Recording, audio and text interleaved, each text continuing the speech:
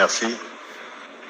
Mais vous avez oublié de préciser, Monsieur Innocent, si mon prédécesseur me demandait de le voir où, au Congo ou ailleurs.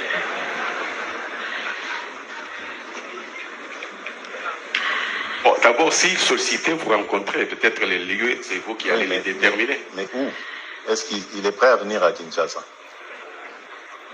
Mais votre Excellence peut l'autoriser pour qu'il ne soit pas prêt à venir. Non, mais écoutez, trêve de plaisanterie, on va dire les choses telles qu'elles sont. Je suis le premier à regretter cette situation, qui pour moi est un vrai gâchis.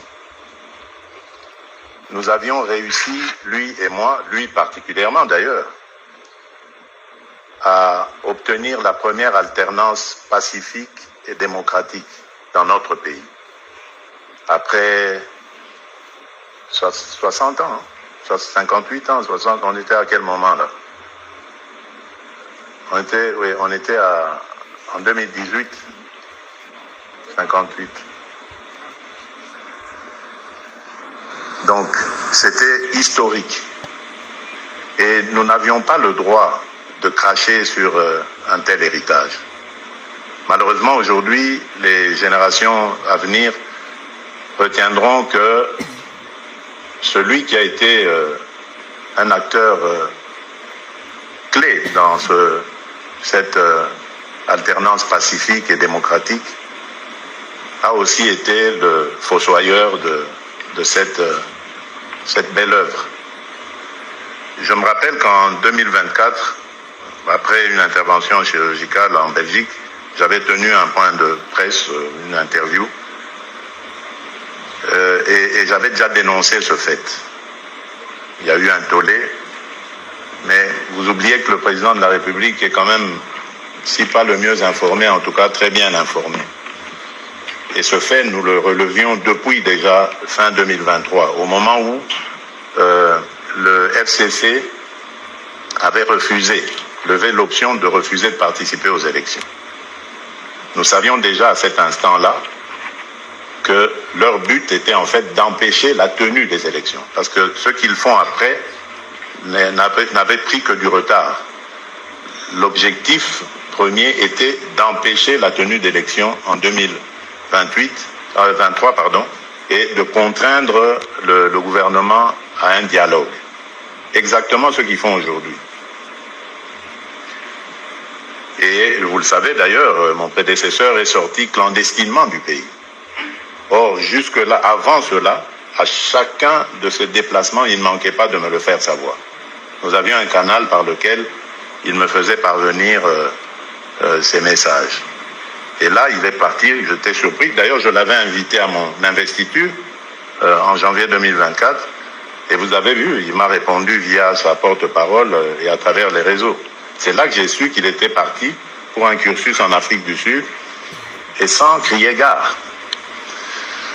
Donc, vous comprenez que moi, je suis le premier déçu parce que je comptais évidemment sur cette alternance pour la brandir comme un exemple de démocratie, de stabilité, d'alternance, de pacifique, de tolérance, en fait, tout ce qu'il y a dans la démocratie, afin évidemment de consolider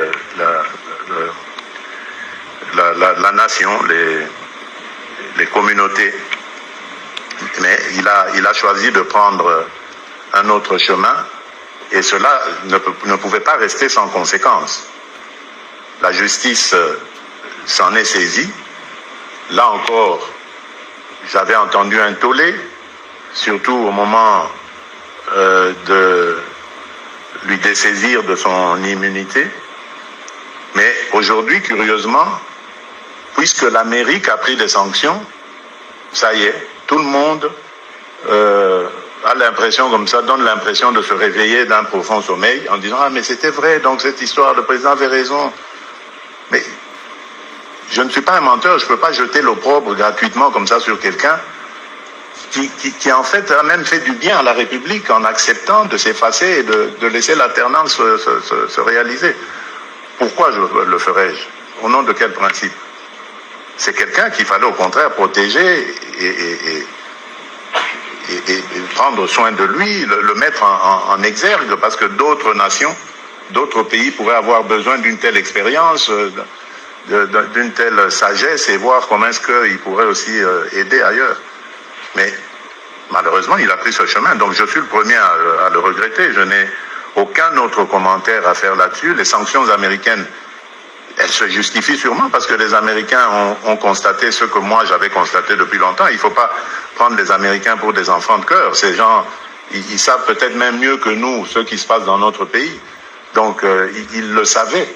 Ils le savaient. Et comme aujourd'hui, je vous l'ai dit, ils sont à la manœuvre pour amener la paix parce qu'ils ont besoin d'investissement, de créer des chaînes d'approvisionnement avec la République démocratique du Congo. Ils voient en tout individu qui entraverait cette démarche comme un empêcheur de tourner en rond, comme un ennemi à la fois de la République démocratique du Congo, mais aussi de leurs intérêts.